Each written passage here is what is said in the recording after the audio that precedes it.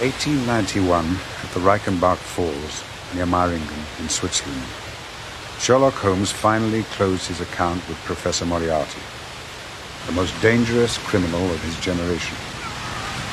The two men were alone in that dreadful place, but the outcome of their struggle was obvious to a trained observer. Holmes had achieved the destruction of his arch-enemy only at the cost of his own life.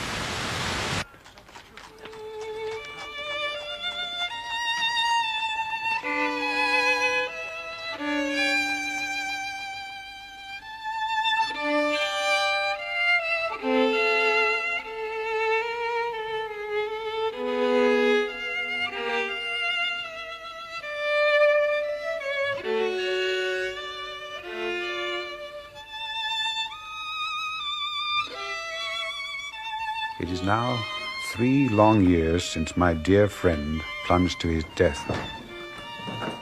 There, deep down under the swirling water, the infamous Professor Moriarty and the foremost champion of law of his generation will lie together for all time.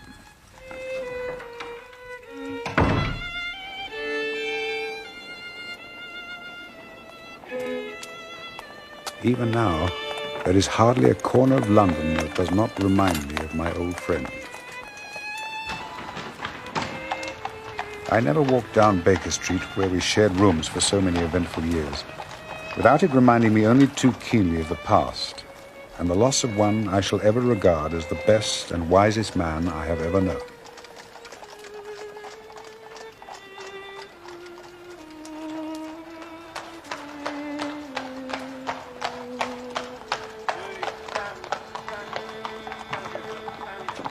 I retained a keen interest in criminal matters and supplemented my meager practice by working as a police surgeon. It was in the early spring of 1894 that I was called out early in the morning to an appointment in the West End. Morning, Constable. Morning, Doctor. Inspector Lestrade is waiting for you, first floor, sir. Thank you.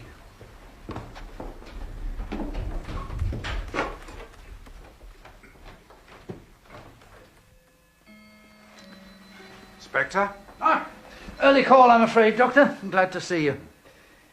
The Honourable Ronald Adair. Oh, not there, sir, if you please. Oh, I'm sorry.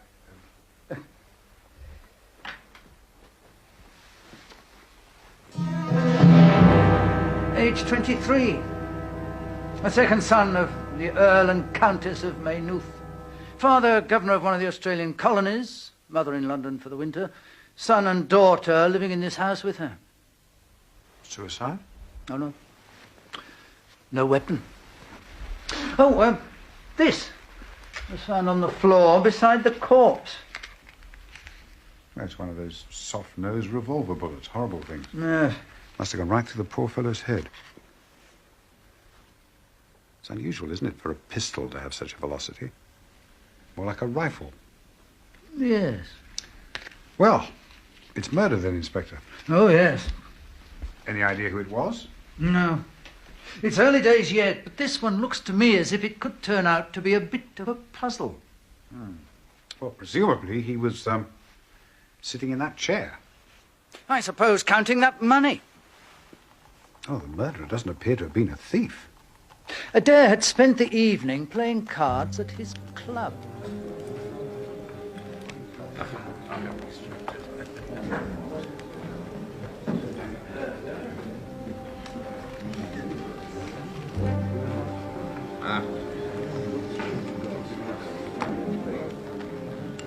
Time for one last hand.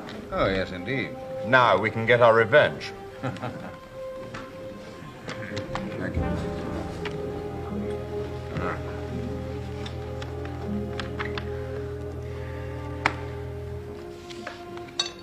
Oh, Ronald, what's the damage?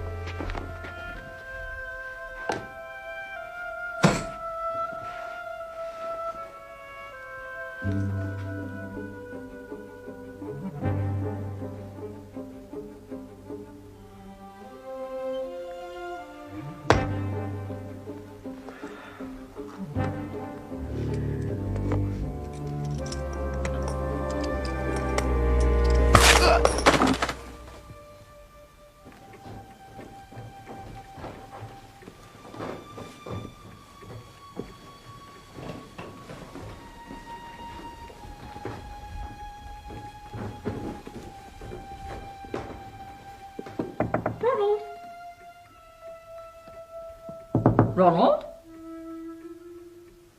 Ronald?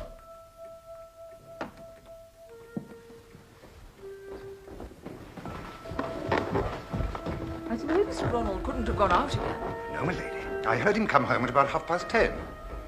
And he hasn't gone out again. Of that I'm sure.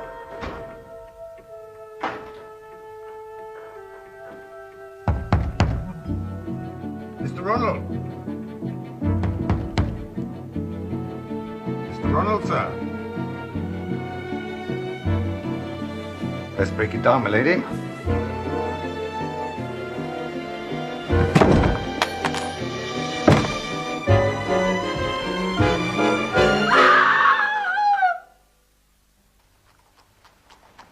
Well, in the condition of the body, death was instantaneous. I suppose the murderer came in through the window. Well, the window was open. Strange part of the matter is that there were no signs of any intruder. Nothing, inside or out.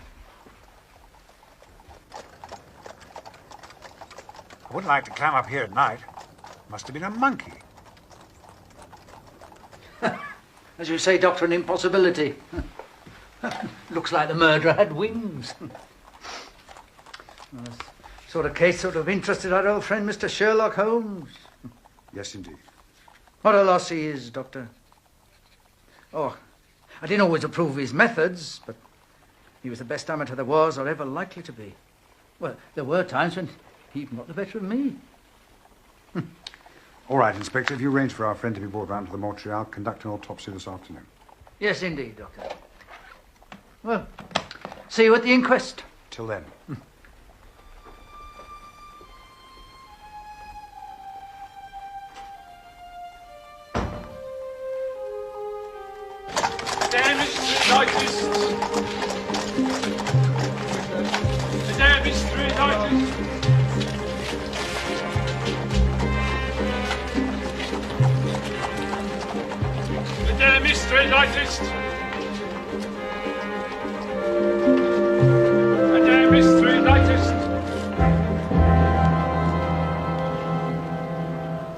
Dr.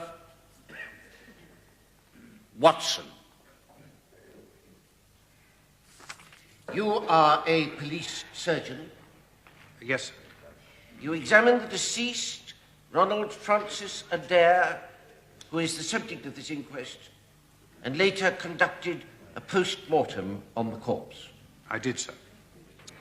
Pray, what are your findings? A death occurred as the result of a bullet wound from a .45 revolver. Dr. Watson, I beg you to keep to fact. My business is to establish the facts of this case. I'm sorry, sir, I don't understand. You say that the bullet came from a .45 revolver. That is pure speculation on your part. It is not your business to start guessing at the type of weapon used. That is a subject for the police. I'm sorry, sir. Pray continue. Death occurred as the result of a wound from a soft-nosed lead bullet. The bullet penetrated the skull above the left eye, traversing the left frontal lobe, through the cerebellum, and then exited from the skull at the back of the head by the left occipital parietal suture. In your opinion, when did death take place? Well, it would have been instantaneous. Have you any idea how far this bullet had travelled before it entered the body? I cannot be sure, but it would certainly be more than 4 or 5 feet. Time of death? Death occurred between 10:30 and 11:30, post-meridian, on the 20th of this month. Thank you, Dr. Watson. Ronald Adair and I were in the Harrow 11 together. He was a first-class bat, pretty effective leg spinner. A good sportsman, in fact. Absolutely first-class sportsman, sir. Straight as a die. One of the most popular fellows I know. Thank you, Mr. Murray. Sir John Hardy. I was Ronald Adair's godfather and a trustee of the estate. Of course, the family is absolutely devastated by this appalling tragedy. I put the boy up for the Bagatelle Club, as a matter of fact. He always enjoyed a game of cards. Win or lose, would that affect Mr. Adair in any way, Sir John? Good Lord, no. Not in the least. He never played such high stakes they could affect him at all. The family fortune is a very considerable one. Thank you, Sir John. You have been a great help. And may I say that evidence from such a distinguished person as yourself is greatly valued by the court. Colonel Moran, you were the last person known to have seen Mr. Adair. Did you know him well? I wouldn't say that I knew Ronald Adair well. Knew his father, Lord Maynooth, very well. Used to play polo together in India. But Ronald...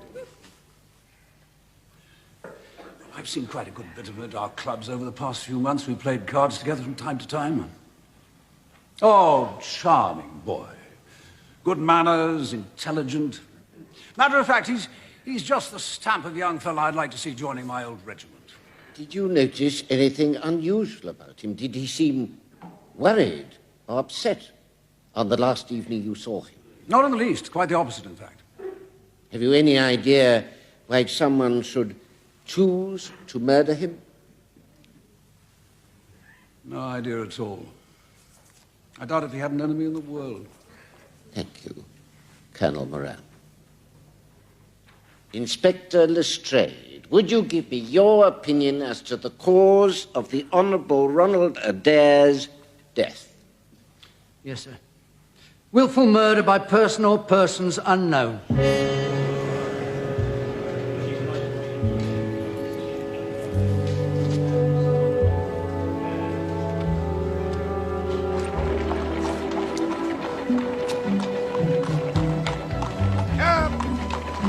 Willful murder by person or persons unknown. Wait, Cab. They're not great. Luke's Grove, Kensington, if you please, cabby.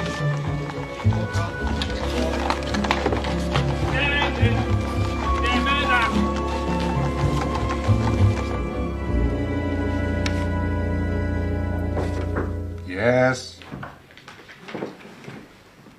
Gentleman to see you, Doctor. Is it an urgent matter? I don't know, Doctor. Or did he give you his card? No, Doctor.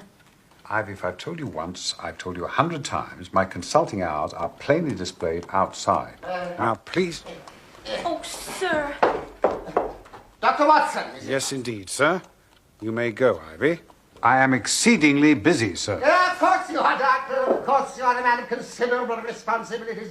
But I heard you give your address to that cab driver outside the court, and I said to myself, I'll just hobble around and see that kind gentleman. You see, I have a conscience. And tell him that if I was a little gruff in my manner, I meant no harm by it, and I'm much obliged to him for helping me pick up my books. You make too much of a trifle, sir. You should have spared yourself the journey. Now, if you'll excuse me... No great journey, sir. I am a neighbour of yours. You will find my little bookshop on the corner of Church Street. May I sit down? Very happy to see you. I'm sure, Doctor. Perhaps you collect? I have British birds, Catullus, and quite a rare volume of the Holy War. Bargains, everyone. Just the books you need to fill up your bookcase. Give it a little weight. It does look a little untidy, does it not?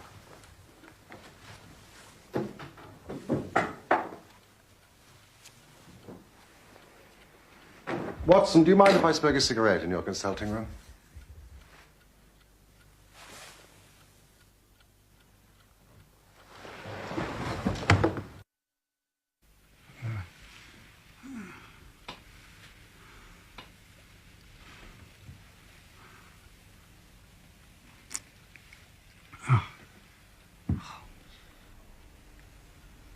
A thousand apologies, my dear Watson.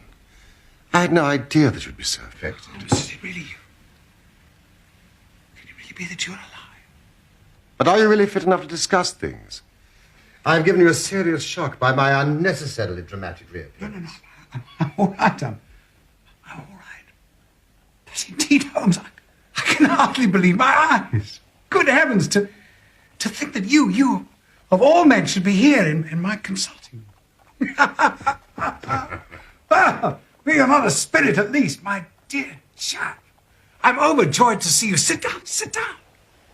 And tell me how you came alive out of that awful chasm. Oh, I'm glad to stretch myself. It's no joke when a tall man has to take a foot off his stature for several hours on end. Oh.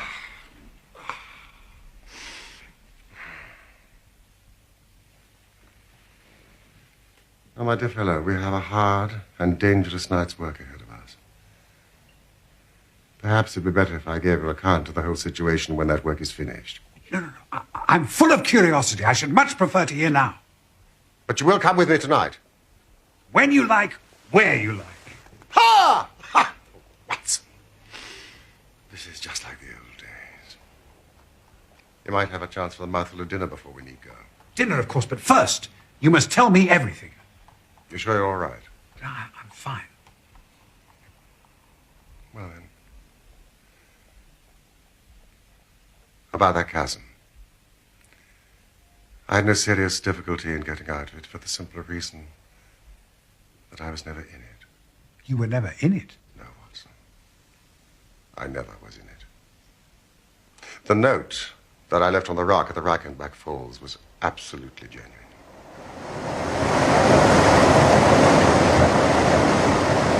I had little doubt that my career had come to an end when I perceived the somewhat sinister figure of Moriarty standing upon the narrow pathway that led to safety. I read an inexorable purpose in his grey eyes. I managed to obtain his courteous permission to write the note, which you afterwards received.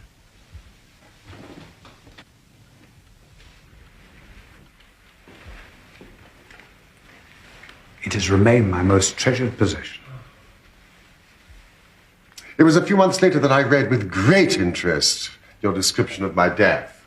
It was excellently done, a most picturesque and exciting piece of fiction. Well, I'm certainly glad from the bottom of my heart that it was fiction. But what did really happen?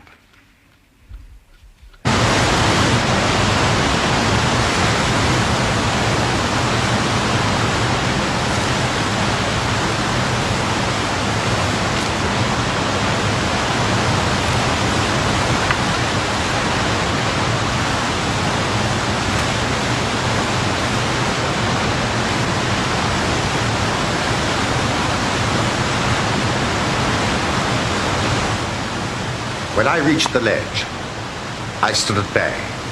He drew no weapon, but rushed at me and threw his long arms round me. He knew that his game was up and was only anxious to revenge himself upon me. I have, however, some knowledge of baritsu, or the Japanese system of wrestling, which has, on more than one occasion, been very useful to me.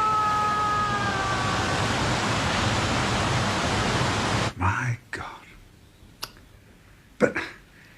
But how did you get away from that place? It was not a pleasant business.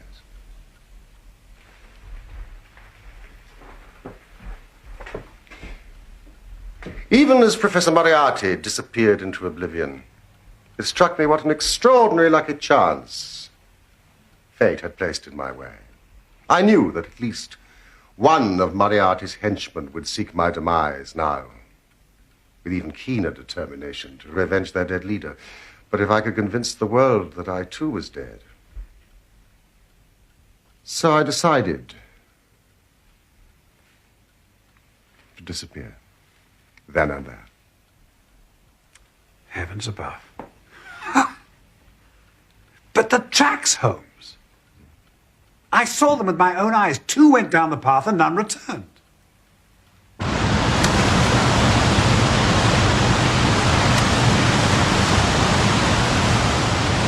I'm not a fanciful person, Watson. But I give you my word, there were times during that climb when I seemed to hear Moriarty's voice screaming at me from out of the abyss.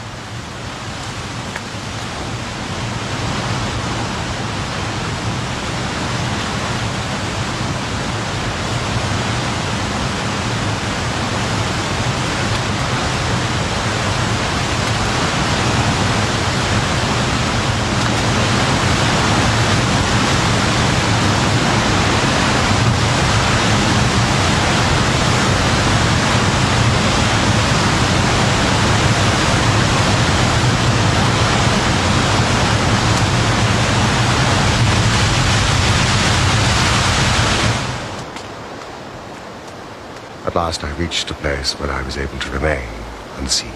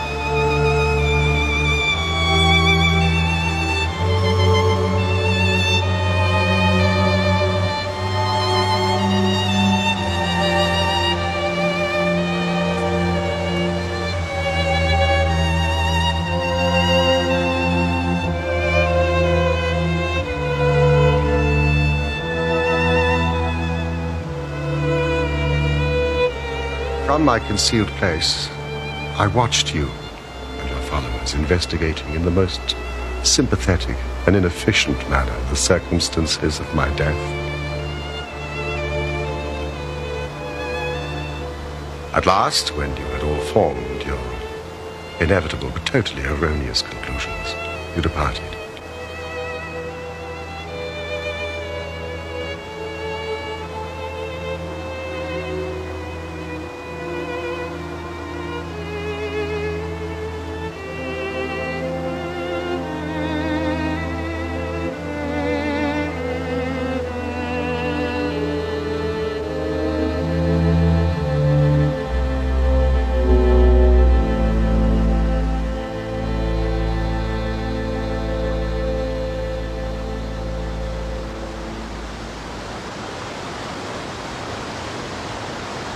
It was time for me to be on my way.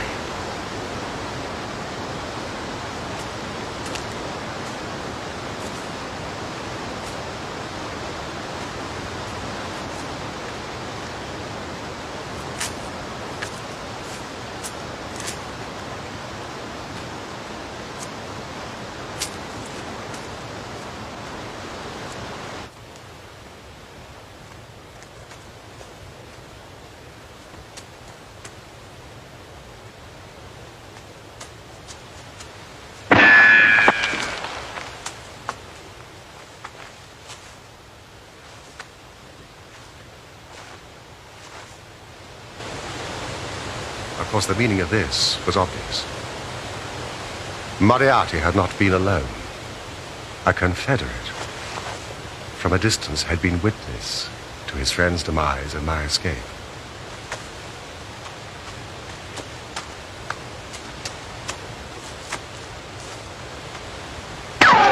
I did not take long to think about it, Watson. I took to my heels and covered 10 miles over the mountains in the pending darkness.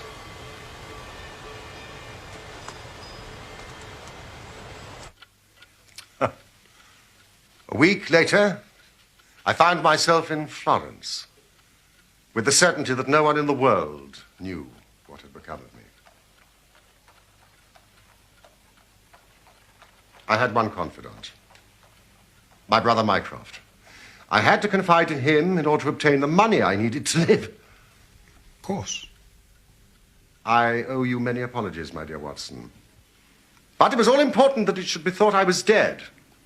And it is quite certain that you would not have written so convincing an account of my unhappy end had you yourself not thought that it was true. I have taken up my pen to write to you, but always I feared lest your affectionate regard might tempt you to some indiscretion which would betray my secret.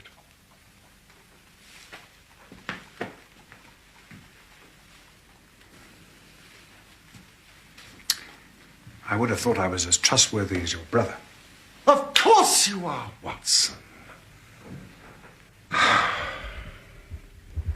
But you have a kinder heart. But what have you done all these long years? Well, you may have read of the remarkable explorations of a Norwegian called Sigurdsson. But I'm sure it never occurred to you that you were receiving news of your friend.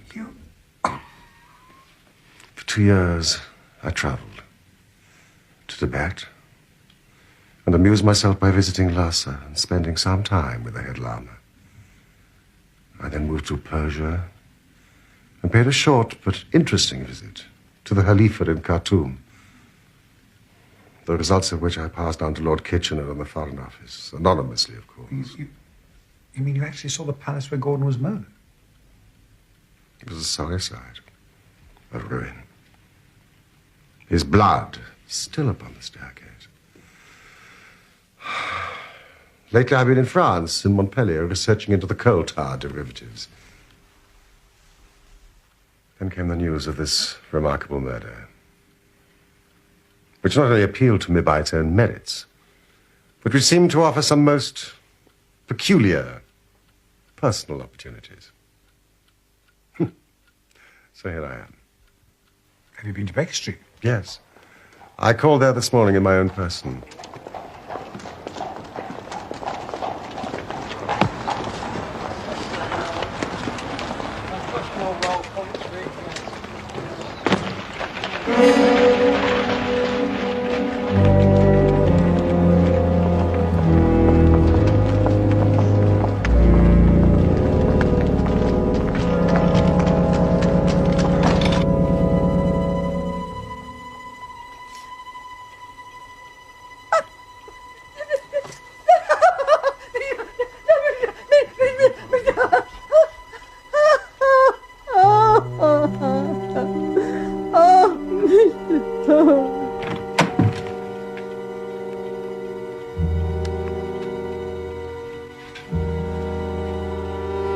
Mycroft had preserved my rooms and my papers exactly as they had always been.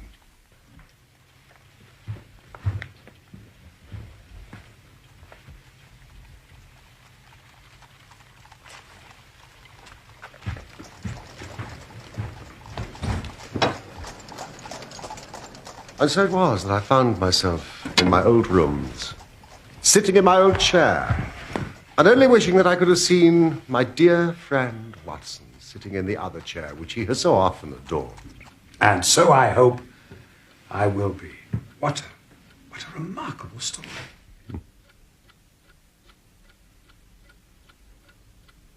Are you still in possession of your army revolver?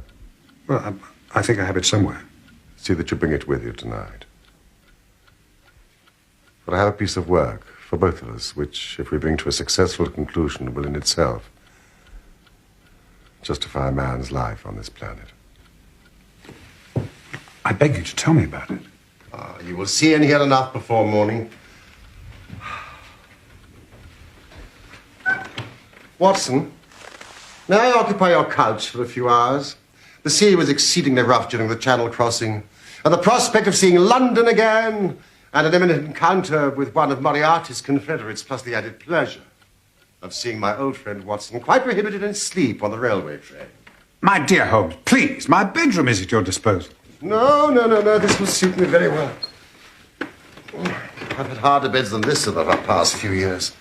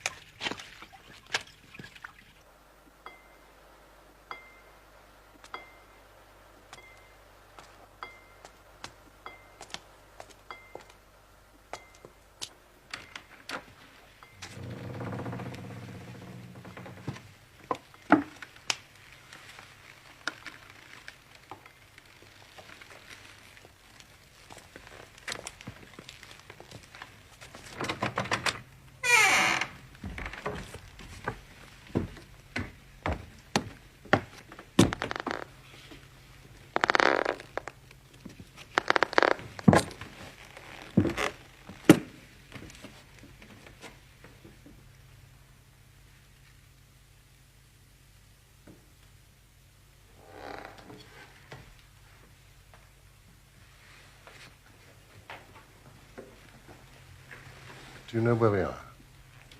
Surely that is Baker Street. Exactly.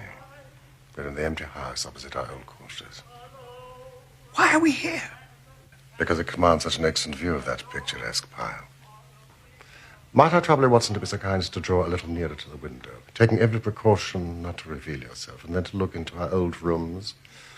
Let us see whether 3 years of absence have entirely taken away my power to surprise you.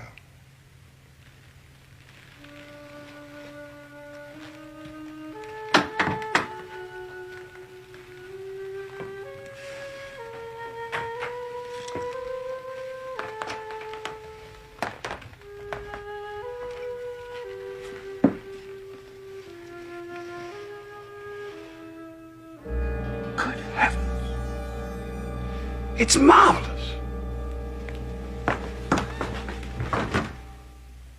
I trust that age does not wither our custom stale, my infinite variety. It is rather like me, is it not? I should be prepared to swear it was you. The construction is due to a Monsieur Oscar Meunier of Grenoble. The bust is in wax. The rest I arranged during my visit to Baker Street earlier. But why?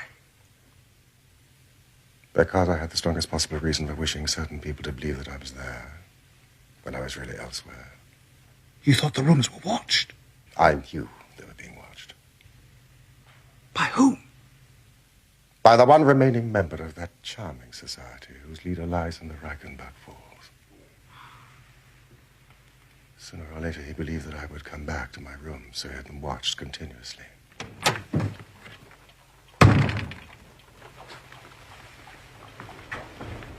I was observed when I arrived this morning. I recognized the sentinel.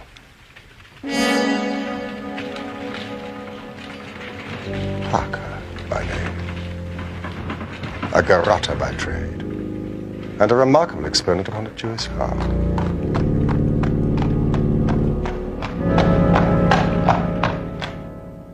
Now I understand the reason for the old bookseller. I cared not a jot about Parker, but I cared a great deal about the much more formidable person who was behind him. The bosom friend of Moriarty.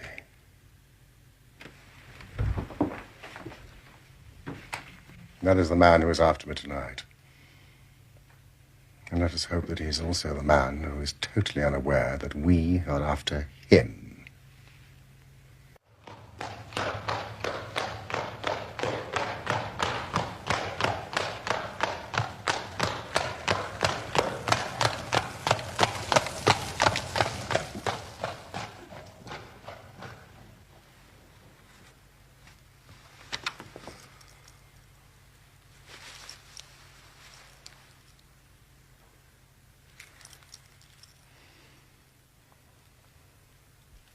Holmes! Look! Just beyond the house.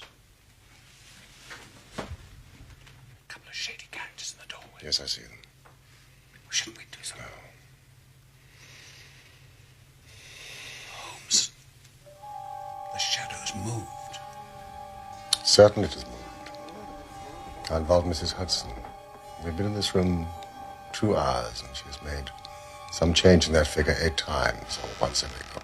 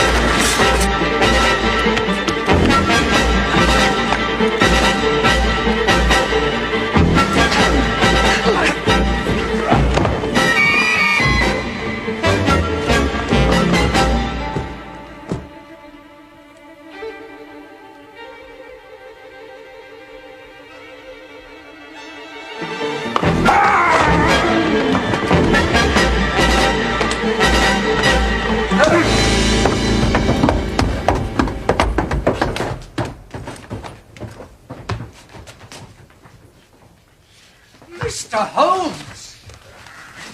Lestrade, how nice to see you. So it really is you. I had your message. I could scarce believe it. You seem to want some unofficial help. 3 undetected murders in 1 year won't do, you know. Holmes, I know this man. Of course you do, Watson. So does the inspector. Colonel Sebastian Moran.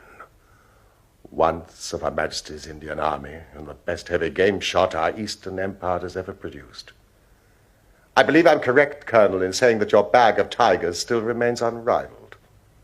I wonder that my simple stratagem could deceive so old a shikari. How many times have you not tethered a young kid under a tree, laid above it with your rifle, and waited for your bait to bring up your tiger? This empty house is my tree, and you are my tiger! The parallel is exact. You may or may not have just cause for arresting me. But there can be no reason why I should be subjected to the jibes of this person. If I am in the hands of the law, let things be done in a legal way. Well, that sounds reasonable. Anything further to say before we go? Only to ask what charge you intend to prefer. What charge, sir? Why, of course, the attempted murder of Mr. Sherlock Holmes. Not so, Lestrade. To you, and you only, belongs the credit of this remarkable arrest. With your usual mixture of cunning and audacity, you have got him. I don't understand you, Mr. Holmes. Do you mean this man? The man whom the entire police force has been seeking in vain. Colonel Sebastian Moran, who shot the young Adair through the open window of his parents' house upon the 20th of last month. That is your charge, Lestrade. You were quite the heroine of the occasion, Mrs. Holmes. I don't know, I'm sure, sir. I hope you observed all precautions. Oh, yes, sir. I went to it on my knees, just exactly as you told me. And a good crick in my back to prove it. Oh, I wasn't half frightened, Doctor. And when that window shattered, I thought I should have died. Yes, you did it very well, Mrs. Hudson. There's no sign of the bullet. Oh, excuse me, sir. A moment, if you please. What is it? I have it here. I picked it up off the carpet. Mrs. Hudson, you are becoming indispensable.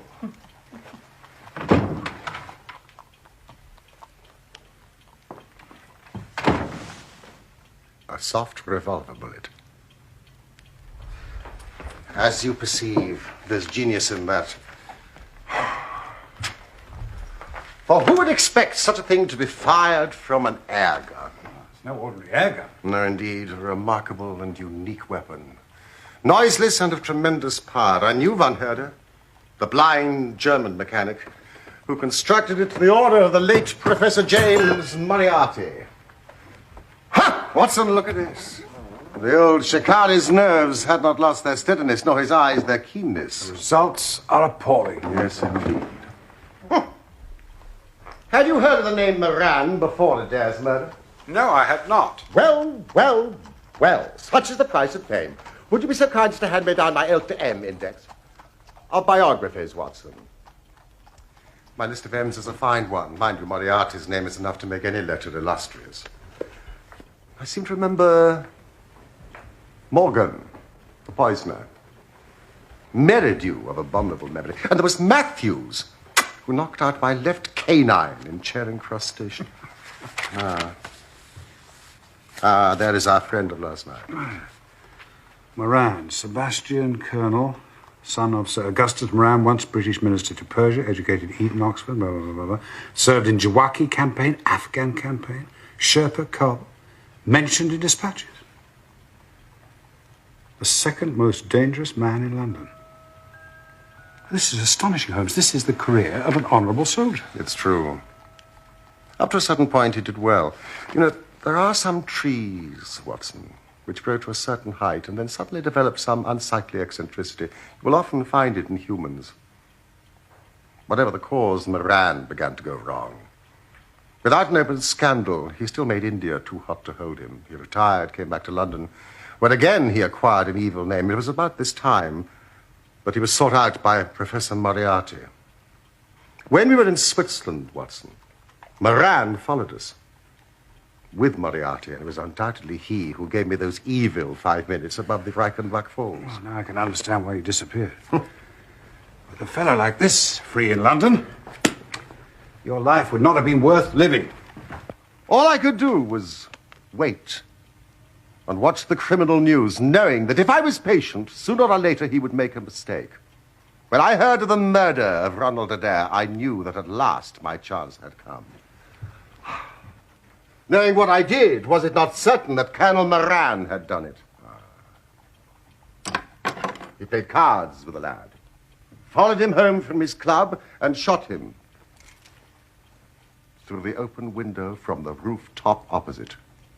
Watson, does anything else remain for me to explain? Yes. You have not made clear what was Moran's motive in murdering the Honourable Ronald Adair. There we move into the realms of conjecture. Each may form his own hypothesis upon the present evidence, and yours is as likely to be correct as mine. Watson, have you formed one? I think so. Let me hear. Well, it's not difficult to explain the facts. There must have been a considerable amount of money involved, and Moran had undoubtedly played foul. I think that Adair had discovered that he was cheating. Splendid.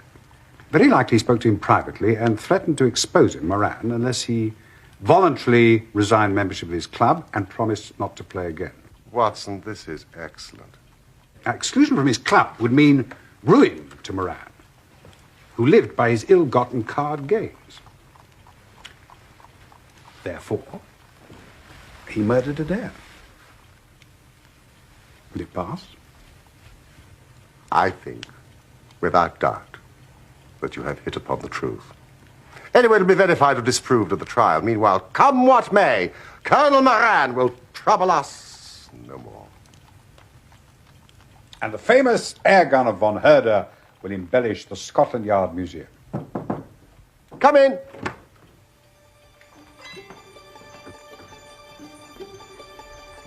Once again, Mr. Sherlock Holmes is free to devote his life to examining those interesting little problems which the complex life of London so plentifully presents.